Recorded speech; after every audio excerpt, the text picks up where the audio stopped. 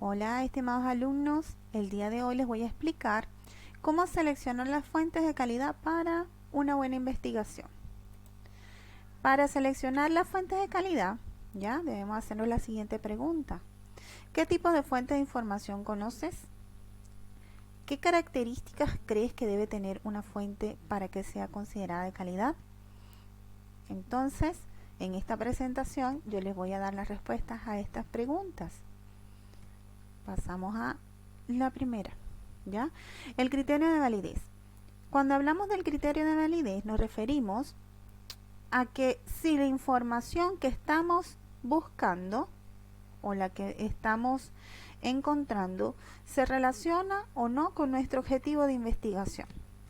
Por ejemplo, si se está investigando sobre cómo es la vida cotidiana de un futbolista, quizás nos pueda servir preguntarle a un comentarista o periodista deportivo, ¿ya? O quizás al futbolista. Bueno, el periodista deportivo quizás nos dé algunos datos que nos puedan servir para nuestra investigación. Sin embargo, el periodista lo que nos puede, o la información que nos puede suministrar es, por ejemplo, qué tipo de jugadas hace el futbolista en la cancha. Pero si queremos conocer sobre la vida cotidiana de un futbolista, nos sirve mucho más preguntarle al futbolista porque queremos conocer su vida cotidiana. ¿Cómo es su vida cotidiana? Ahora bien,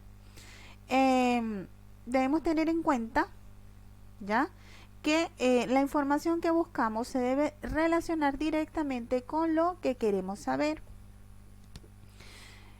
Tenemos el criterio de la confiabilidad, que se refiere a si la información es fidedigna o no. En otras palabras, o en palabras sencillas, si la información a la que estamos accediendo es verdadera, es veraz, es segura, para que la utilicemos como nuestra fuente de información. Por ejemplo, si queremos investigar sobre cuál es el equipo de fútbol chileno más exitoso, ya no sería tan válido o confiable preguntarle a un hincha, porque si le preguntamos, por ejemplo, a un hincha del Colo-Colo o de la U de Chile, van a decir que sus equipos son los mejores, ¿ya? Entonces debemos buscar una fuente que sea confiable y que sea objetiva, ¿ya? Entonces quizás si queremos saber sobre esta información, quizás podemos buscar alguna estadística que nos brinda información sobre la cantidad de campeonatos que ha ganado cada uno de los equipos. Y ahí podremos saber cuál es el equipo de fútbol chileno más exitoso. Obviamente, esta información la debemos sacar de fuentes que nos den la información de manera veraz. ¿Cómo podemos evaluar una fuente para que sea para que sea la indicada que nos brinde la validez y la confiabilidad? Ya. Aquí tenemos un árbol que nos ayudará a tomar esas decisiones. Tenemos una pregunta, la cual nos dice, ¿se relaciona directamente a la fuente con la que yo quiero investigar? ¿Ya? Cuando conseguimos una información, ¿ya?, y yo selecciono dicha fuente, ¿ok?, y si se relaciona con lo que yo quiero investigar, yo paso a la siguiente pregunta. Yo voy a indagar y voy a investigar si es confiable esta fuente que yo he seleccionado, ¿ya? Entonces me voy aquí a los elementos o las características que me dicen a mí que esa fuente de información es confiable, ¿ya? Entonces, si fue escrita por un experto en el tema, es confiable. Si la información que está contenida está actualizada y bien redactada. Y si pertenece a una institución de prestigio en el tema, ¿ok?, bien sea una universidad o un centro de investigación, o bien sea una autoridad relacionada con el tema, ¿ok? Entonces, si una fuente de información tiene estas tres grandes características, es una fuente confiable. ¿Por qué? Porque si vamos a investigar sobre un tema, debemos buscar personas que sean expertas en el tema. Nuestra información debe estar actualizada de los últimos años, ya no décadas pasadas, sino que los años más recientes. Y esta información debe estar bien redactada, no debe tener errores ortográficos o no debe ser confusa, ¿ya? Y obviamente tiene que pertenecer a una institución que esté reconocida, ¿ya? Y o bien sea a una autoridad que está relacionada con este tema, ¿ok? Si la información que yo he encontrado no cumple estos criterios, ¿ok? Debemos buscar otra fuente de información. Seguimos. ¿Qué paso debemos realizar para realizar una investigación? Primero debemos delimitar el tema, ¿ya? En este caso debemos fijar los límites que vamos a tener para nuestra investigación. Es decir, vamos a determinar qué aspectos del tema yo voy a trabajar, ¿ya? Esto sirve para que no saturemos nuestro trabajo de mucha información y nos enfoquemos en lo que en realidad deseamos. Ahora bien, cuando hablo de la búsqueda y la selección de las fuentes de información, ¿ya? Yo debo tener en cuenta ese árbol que les expliqué anteriormente, ¿ya? Para saber si mi información es confiable y si debo utilizar esa información. Ahora, luego que yo tengo la información, que tengo mi tema y mi información, ¿ya? Y tengo delimitado ya lo que voy a trabajar, yo quizás debo organizar y registrar la información. ¿Cómo lo puedo hacer? Primero yo puedo dividir la información, ya puedo categorizarla, quizás por descripción o funcionamiento o datos importantes, entre otras cosas, ¿ya? Es importante que tomen en cuenta el apunte de las fuentes, ya que esto nos permitirá recurrir a estas fuentes cada vez que necesitemos. Y además recuerden que esto lo debemos agregar a nuestra bibliografía o a nuestras fuentes de información. Luego, podemos, para poder estar seguros y estar claros de lo que vamos a transcribir, podemos hacer un breve resumen de la información, ¿ya? De manera que más adelante, cuando ustedes ya estén transcribiendo su trabajo de manera formal, ya tengan la claridad de lo que quieren plasmar en su trabajo. Tenemos un ejemplo de un reportaje que lo vamos a trabajar durante la clase, ¿ya? En donde tenemos que se habla de pilotos de drones, una profesión del futuro. Tenemos cómo está dividido, cómo está estructurado, ¿ya? Este texto. Tenemos que en la introducción se comienza con una breve presentación del tema, ¿ya? Luego, cuando comenzamos a hablar, los artículos informativos también emplean citas y datos concretos, ¿ya? También podemos dividir la información en subtítulos, ¿ya? Y en el desarrollo, nosotros podemos organizar nuestra información, ¿ya? De manera que se pueda comprender lo que se está trabajando. También debemos tener en cuenta el uso de los conectores, ¿ya?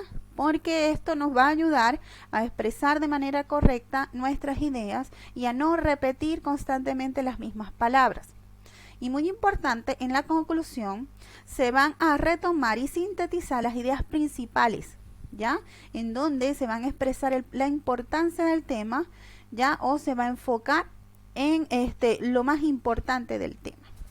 Entonces, trabajamos con los conectores, chiquillos. Esto es súper importante tener en cuenta los conectores, porque los conectores cumplen una función de unir elementos dentro de un texto, ¿ya? Estos elementos pueden ser oraciones, enunciados, párrafos. ¿Para qué utilizamos los conectores? Esto nos ayuda a establecer una relación lógica entre las palabras, ¿ya?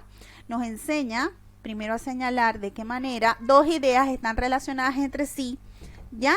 Y quizás el tipo de relación que establecen, ¿ya?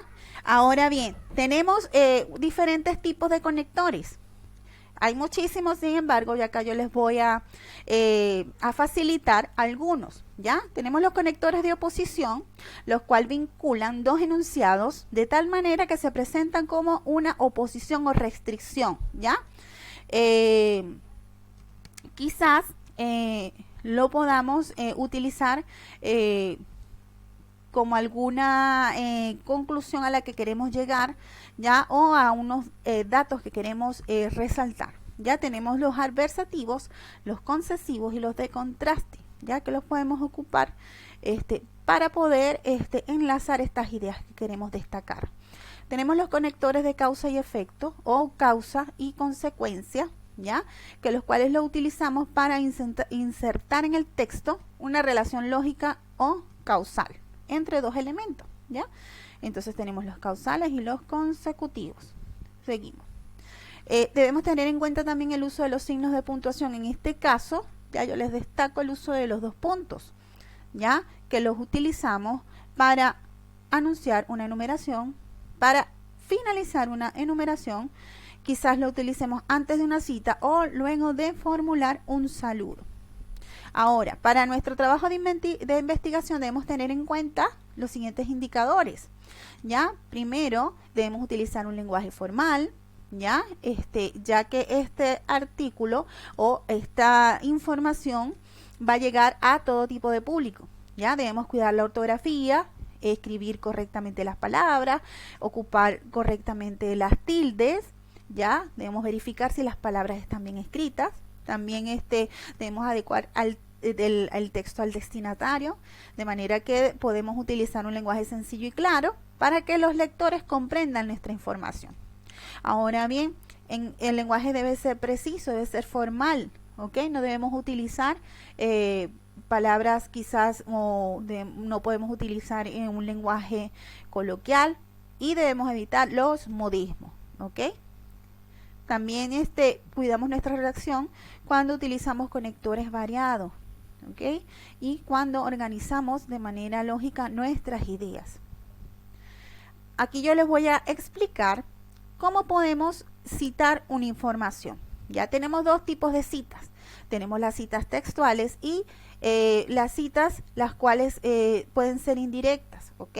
Ahora bien, cuando hablamos de la cita textual es cuando reproducimos de manera literal una frase o un fragmento de un texto, ¿ya? Esto lo hacemos sin modificarlo, lo escribimos tal cual como sale en el libro, ¿ya? Entonces, comenzamos de la siguiente manera, se incorpora, entre comillas, lo que estamos, el fragmento que estamos ocupando, ¿ya? Y se dice el autor, se señala el autor que dijo lo que se está citando, ¿ya? Entonces tenemos este ejemplo, abrimos la comilla, va a haber una travesía por el desierto hasta que la regulación cambie y por esto no pasará hasta que los fabricantes aseguren la total fiabilidad de los drones, concluye el director ejecutivo de Drone Spain, ¿ya? Entonces aquí tenemos una cita textual, ¿ya? Y luego tenemos la paráfrasis o la cita indirecta. Aquí se escribe la idea del autor, ¿ya? Pero con otras palabras. Vamos a parafrasear lo que el autor dijo, ¿ya? Sin quitarle el sentido original de la idea, ¿ya? Y obviamente debemos mencionar quién dijo esa idea, ¿ya? Entonces tenemos el ejemplo, esto no se coloca entre comillas, ¿ok? De acuerdo con el director ejecutivo de Drone Spain, para que cambie la regulación restrictiva del sector, se necesita que los fabricantes aseguren que los drones son totalmente fiables, ¿ya? Dice lo mismo que en la cita anterior, ya con otras palabras, no cambia el sentido original, ¿ok? Y se nombra a la persona quien lo dijo, ¿ok? Entonces esta es la forma en las cuales podemos citar una información. Luego, para utilizar nuestras fuentes de información, ¿ya? Para nombrarlas, cuando hacemos nuestra bibliografía, ¿ya? Nosotros debemos añadir y especificar las fuentes que utilizamos, que ocupamos, ¿ya? Entonces existen diferentes modelos, ¿ok? Yo les voy a explicar dos formas de añadir la información, la fuente de información a la bibliografía, ¿ya? Si utilizamos un libro, ¿ya? Debemos recopilar o recolectar esta siguiente información. Debemos colocar el apellido del autor, seguido de una coma, la inicial del nombre, un punto, abrimos paréntesis y colocamos el año de la publicación, punto y seguido colocamos el título del libro, punto y seguido la ciudad o país en donde se publicó el libro, colocamos dos puntos, el nombre de la editorial y punto y aparte, ¿ya? Entonces quedaría de la siguiente manera: Gaimar, K. Punto, entre paréntesis el año de la publicación, que sería 1945, punto y seguido, historia del piano y sus grandes maestros, punto y seguido, Buenos Aires, que es la ciudad donde se publicó, 2 puntos, ediciones Centurión, punto y aparte. ¿Ya? Entonces esta es la forma en la cual podemos agregar nuestra fuente de información a la bibliografía. Luego si ocupamos una fuente de una página web, lo podemos hacer de la siguiente manera. El apellido del autor, la inicial del nombre, punto, título del artículo, punto, recuperado, colocamos la fecha del día en donde ingresamos, ¿ya? Ingresamos a la página web para buscar nuestra información, ¿ya? Colocamos una coma de la dirección del sitio web. Entonces quedaría de la siguiente manera: barrios, j.l,